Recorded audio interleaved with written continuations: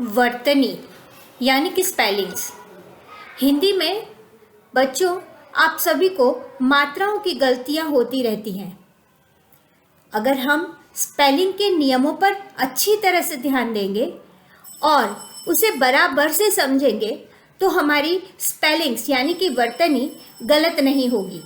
जिस शब्द में जितने वर्ण या अक्षर प्रयुक्त होते हैं उन्हें उसी क्रम में लिखना ही वर्तनी है। वर्ण का मतलब होता है अक्षर। अक्षर लिखने के बाद मात्राएं हमने कैसे लिखनी है, अक्षरों को सही तरह से कैसे लिखना है, ये सभी बात स्पेलिंग के नियमों पर आधारित होती है।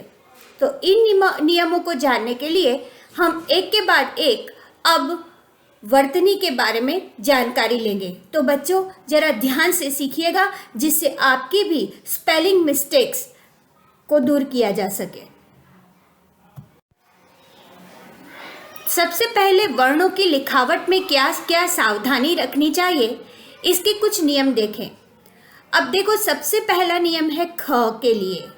क के बाद जो ख अक्षर आता है, ख लिखने का एक अलग तरीका है। ख लिखने के लिए हमने एक ही ऊपर की लाइन के नीचे र और व ज्वाइंट किए हुए लिखना होता है, जोड़कर। र व अलग से लिखा हो ऐसा नहीं लिखना चाहिए, नहीं तो उसको पढ़ने में र व पढ़ा जाता है। ख लिखने का यह तरीका ध्यान से देखें। दूसरा नियम है घ, घर का घ।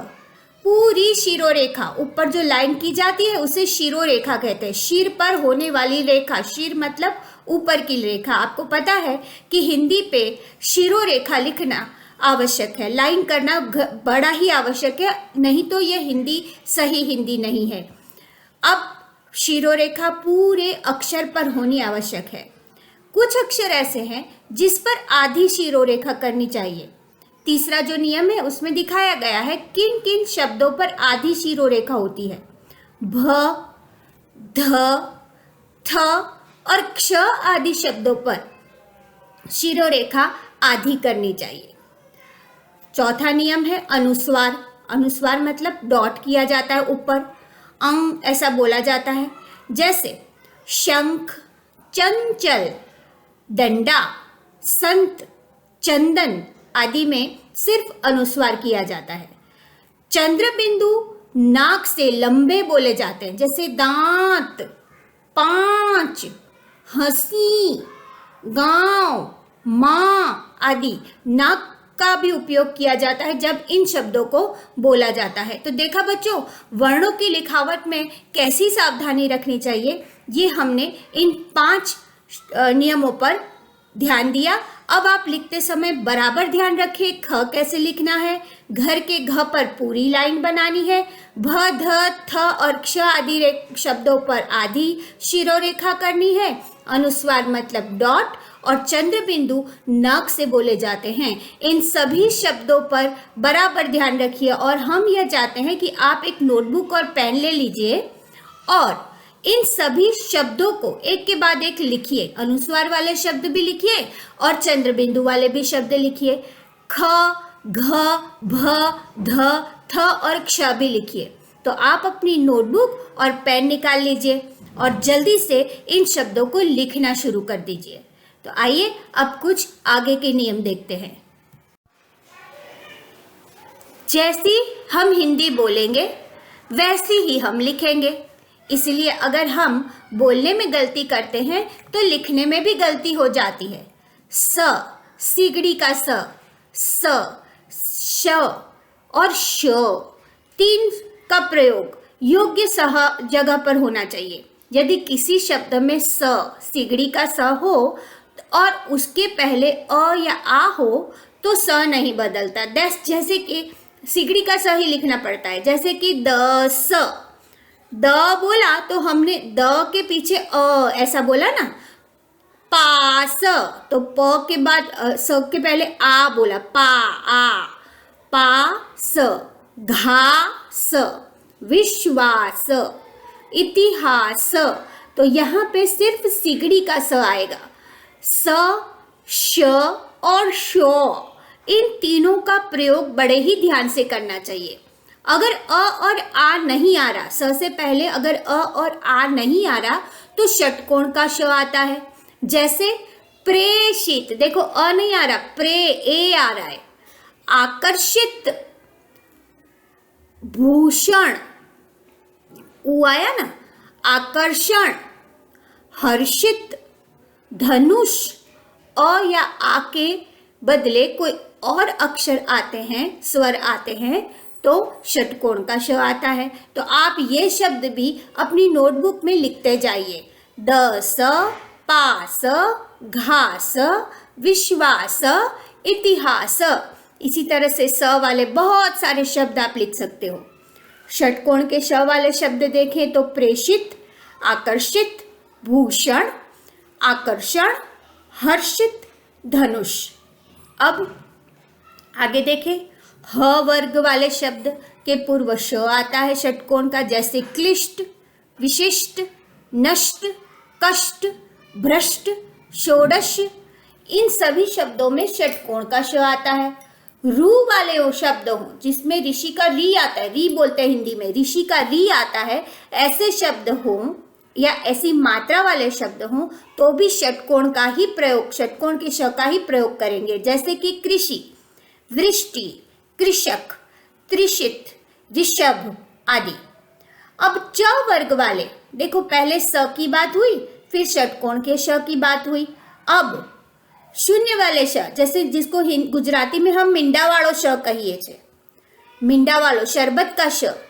यदि च वर्ग वाले शब्द हों तो हमेशा याद रखो कि शरबत का श आएगा। जैसे निश्चित, च वाला आया ना, निश्चय, निश्चल, च छ ज झ, ऐसे शब्द जो भी आएंगे उसमें शरबत का श आएगा। यदि किसी शब्द में श और षटकोण का श दोनों साथ में आते हो तो पहले शरबत का श लिखा जाएगा, उसके बाद षटकोण का श आता है। जैसे विशेष, शेष, शोषण। देखा आपने, पहले शरबत का श और उसके बाद ही षटकोण के श को लिखना चाहिए। शीर्षक, विश्लेषण, संश्लेषण। श देखो आधा है संश्लेषण में और विश्लेषण में। तो हमेशा याद रखिए कि जब दो दो श आ रहे हैं, षटकोण का श और शरबत का श दोनों आ रहे हैं, तो सबसे पहले शरबत का श लिखेंगे, यानी कि मिंडा वाला, शून्य वाला जो श लिखते हैं वो लिखेंगे, उसके बाद षटकोण का श आएगा। तो अब बच्चों आपको पता चल ही गया होगा कि स, श, श का प्रयोग किस तरह से किया जाता है। अब हम कभी भी गलती नहीं करेंगे। तो आप सभी नोटबुक में ध्यान से स वाले, षटकोण के श वाले, फिर शरबत के श वाले और दोनों श आते हों ऐसे सभी शब्दों को अपनी नोटबुक में बड़े ही ध्यान से अपने आप देख देख के लिखिए, जिससे हमें मात्रा की गलती न हो। अब चलते हैं कुछ ऐसे नुक्ता या बिंदी लगाने वाले। देखो हमेशा ऊपर बिंदी जब अक्षर के लगती है तो उसको अनुस्वार कहा जाता है। मैंने अभी आपको सिखाया था उससे पहले कि चंद्र बिंदु से पहले अनुस्वार कैसे, जैसे चंचल, ऐसे शब्द देखे थे हमने। लेकिन अगर अक्षर के नीचे की तरफ नुक्ता लगता है यानी कि बिंदी लगती है तो उसका उच्चारण मतलब बोलने का तरीका बदल जाता है। जैसा कि आप सभी जानते हैं कि हिंदी सिर्फ हिंदी अक्षरों से नहीं, अरबी, फारसी, अंग्रेजी, कुछ ऐसी भाषाओं का भी मिलन इस भाषा में, उनके शब्दों को भी हमारी इस हिंदी में जोड़ा गया है। और इसीलिए इन भाषाओं के को थोड़ा सा उसका मज़ा लेने के लिए, उस भाषा का अर्थ समझने के लिए हम कुछ उच्चारण, बोलने का तरीका अलग से करते हैं। जैसे कि हम क, ख, ज और फ जैसे शब्दों को नुक्ता के साथ मतलब नीचे की तरफ बिंदी के साथ लिखते हैं। जैसे कत्ल, कदम, काबिल, खबर, खर्च, खुदा, जमाना, जमीन, जहर। देखो हम ज नहीं बोल रहे कि झ नहीं बोल रहे, ज बोल रहे हैं। फकीर, फर्ज, फरेब। तो देखा, बोलने का थोड़ा उच्चारण अगर हम बदल कर बोलते, कागज देखा, कागज बोलते, कागज या कागज नहीं बोला जाता। तो ऐसे अरबी या फारसी उच्चारण को कोमल या हल्का बोला जाता है। अब देखते हैं ड और ढ वाले। देखो यहाँ बच्चों आप हमेशा गलती करते आते हो।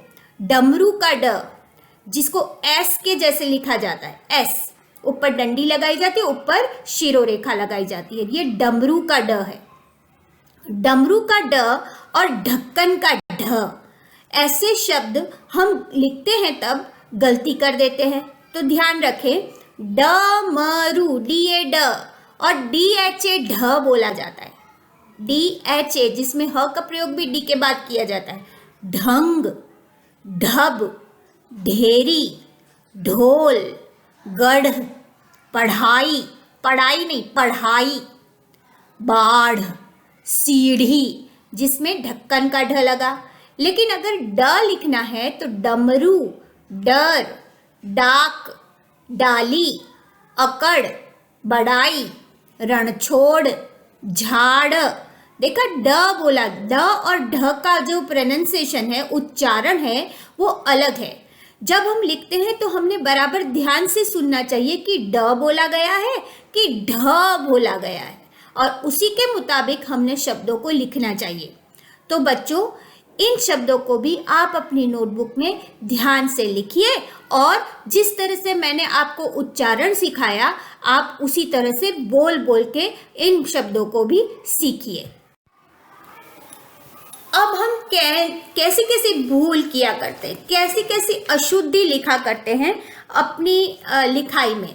कभी हम छोटी ई की जगह बड़ी ई लगा देते हैं, जो कि गलत है। जैसे कि ये शब्द दिए गए हैं, अशुद्ध और शुद्ध। अशुद्ध मतलब गलत किया, गलत लिखा वो, और शुद्ध मतलब किस तरह से सही मात्राएं लिखी जानी चाहिए। सबसे पहले हम ई और बड़ी ई की मात्रा की गलतियों को देखेंगे। पहले हमने लिखा ई स, जिसमें बड़ी ई की मात्रा लगे, बड़ी ई लिख दी, जबकि शुद्ध है छोटी ई। की स, किस किस लोगों ने ये काम किया, किस किस लोगों ने ये किया, तो किस में, की में बड़ी की नहीं बल्कि छोटी ई की आती है। जब हमने छोटी ई लिखनी थी तो हमने गलती से अशुद्ध में जिस तरह से लिखा है वैसे बड़ी ई लगा दी। जिसमें भी छोटी लगेगी, चाहिए के अंदर भी छोटी ई लगेगी। विकट या निकट तो हमने छोटी ई लगानी है। कोशिश, शी में छोटी ई लगानी है। गिरना, गी में छोटी ई लगानी थी जबकि बड़ी लगा दी। कठिनाई, ई में बड़ी ई। रिहा, फिर, लिया, बहन, विदित, मिलना, विकसित आदि शब्दों को हमने ध्यान से देखना है और सभी शब्दों में छोटी ई लगानी चाहिए। तो इस तरह हम छोटी ई की जगह अगर बड़ी ई लगा देते हैं तो यह हमारी अशुद्ध भाषा है, गलती वाली भाषा है, हमने ऐसा नहीं लिखना चाहिए। अब इसी तरह बड़ी ई की जगह अगर हमने छोटी ई लगा दी हो तो भी वह गलत है। चीज, चीज बोलते हैं, चीज बोलते हैं जिसमें बड़ी ई लगती है। उसी तरह से नारी, नींद, पीछे, कीमत, तीसरा, बीमार। देखा, बीमार में बड़ी ई लगती है। नजदीक, सती, स्त्री, महीना, यकीन, विनती, शरीर, गृहिणी, स्वीकार, हार जीत। इन सभी शब्दों में अगर हम बड़ी ई लगाने के बदले छोटी ई लगा देंगे तो वह गलती गिनी जाएगी। तो हमें इन शब्दों को भी ध्यान से लिखना है। देखो बच्चों, आप सिर्फ शुद्ध शब्द अपनी नोटबुक में उतारें, मतलब जो सही स्पेलिंग है वही उतारें। गलत शब्द आपने अपनी नोटबुक में उतारने की ज़रूरत नहीं है। गलत को सही करके हमने दिखाया है, लेकिन आप अपनी नोटबुक में शुद्ध शब्द ही उतारेंगे जिससे आपकी कभी भी गलती नहीं होगी। और इन शब्दों को बार बार दोहराएंगे, लिखते जाएंगे तो आपकी स्पेलिंग की गलती आप कम कर सकते हैं। बड़े ऊ की जगह छोटे ऊ की गलती की हो, जब हमने बड़ा ऊ लगाना चाहिए उसके बदले अगर हमने छोटा ऊ लगा दिया तो वो गलत है। बड़ा ऊ कब लगेगा? तूने, दूध, पूज्य, ऊपर, कानून। दूसरी, देखो बोलने का तरीका भी ऐसे ही करना चाहिए, हमें ऐसे ही बोलना चाहिए। पूछना, देखा थोड़ा सा लंबा बोलते हैं। फिजूल, जरूरत, भूल, सूर्य। यहाँ सूर्य में बहुत बच्चे गलती करते हैं, स में बड़ा ऊ आता है। सूरज नहीं लिखना है, सूर्य लिखना है। सूरज लिखा तो छोटा ऊ आएगा, लेकिन सूर्य में बड़ा ऊ। शुरू, हिंदू, मालूम, मजमून, महसूस, प्रतिकूल, गोमूत्र, ऐसे शब्द हमेशा बड़ा ऊ लगा के लिखे जाते हैं। आपने शुद्ध शब्दों को अपनी नोटबुक में लिखना है और दोहराते रहना है, तो आप बड़े ऊ की गलती से बच पाएंगे। छोटे ऊ की जगह अगर बड़ा ऊ लिखने से गलत है तो क्या, तुम। देखो तूने में बड़ा ऊ था, लेकिन तुम अगर हमने लिखना है तो छोटा ऊ लिखना चाहिए। तुम्हारा, पहुंचना, पुजारी, सुख, सचमुच। देखो छोटा ऊ लिखना चाहिए। ऐसे कई शब्द हैं जिसे आपने अपनी टेक्स्ट बुक में भी ढूंढना चाहिए, छोटा ऊ कहाँ आएगा। तो उन शब्दों को आप याद रखिए और उसको बोलने में भी थोड़ा छोटा बोलना चाहिए। तुम, तुम्हारा, हम ऐसा नहीं बोल रहे तुम्हारा, ऐसा लंबा नहीं बोले। पहुंचना, ऐसा नहीं बोल रहे, पहुंचना। पुजारी, पूज्य, ऐसा लंबा बोलते हैं तो बड़ा हुआ आता है। तो अब आप बोलने के तरीकों में अगर सुधार लाएंगे तो आपकी लिखने की भी गलती आप कम कर सकते हैं। जैसा कि आप जानते हैं, ह्रस्व और दीर्घ। ह्रस्व मतलब छोटा और दीर्घ मतलब लंबा। गुजराती में रसवई दीर्घई बोलते हैं ना, रसवई, तो दैट शॉर्ट, छोटा। दीर्घ मतलब लंबा। ऐसी भूलों के अलावा भी हम कुछ ऐसी भूलें किया करते हैं, गलतियां करते हैं, तो उन गलतियों को कैसे सुधारा जा सके उसके कुछ नियम सीखते हैं। जब हम संयुक्ताक्षर लिखते हैं, जैसे कि जोड़ा हुआ शब्द, आधा शब्द जिस अक्षर में आता है, उसमें अगर अंत्य स्वर मतलब आखिरी का स्वर अगर लंबा बोला जाए तो ह्रस्व यानी कि छोटा, छोटी मात्रा लगेगी, चाहे वो ई की हो चाहे वो ऊ की हो। जैसे कुत्ता, तो कुत्ता में कु ऊ बोला जाता है, तो हमेशा त के त जोड़ने से पहले हमने छोटा ऊ लगाना है। उसी तरह से गुच्छा, उसी तरह से बिल्ली, सुस्त, किश्ती, चिट्ठी, नुस्खा, लुत्फ। देखा आपने, जब जोड़ा हुआ शब्द है उससे आगे आने वाला शब्द, जैसे बिल्ली में देखो पहले छोटी ई की मात्रा ही आई और आखिरी मात्रा, आखिरी अक्षर पर जब भी मात्रा लगती है हमेशा याद रखिए वह बड़ी ई की मात्रा होती है, ना कि छोटी ई की। बड़ी की मात्रा ही लगानी चाहिए जब हम 3 अक्षरों वाला शब्द लिखते हैं। तीसरा अक्षर बड़ी की मात्रा वाला आता है और आगे का छोटी की मात्रा वाला आता है। तो इस चीज को आप ध्यान रखिएगा। दूसरा नियम है ईकारांत स्त्रीलिंग, जिसमें ई बोला जाता है तो बड़ी की बदले छोटी करके और या लगाते हैं। जब हम प्लूरल करते हैं, जब हम बहुवचन बनाते हैं, जैसे कि थालियां लिखना है तो हमने ली में छोटी की और यहाँ पे चंद्र बिंदु लग जाएगा। टोपियाँ, थालियाँ, तितलियाँ, जिंदगियाँ, पोथियाँ, सदियाँ, देखा या में चंद्र बिंदु लगता है, उसके आगे वाला जो अक्षर है उसमें छोटी की मात्रा लगानी चाहिए। तो अब बच्चों आप यहाँ पे गलती कभी नहीं करेंगे। जब जोड़ाक्षर वाले शब्द हैं, छोटी की मात्रा आगे की और आखिरी हो तो बड़ी, और इकारांत शब्द है, बहुवचन वाले शब्द हैं, तो उसमें या लगाने से पहले हमने अक्षर पर छोटी की मात्रा लगानी चाहिए।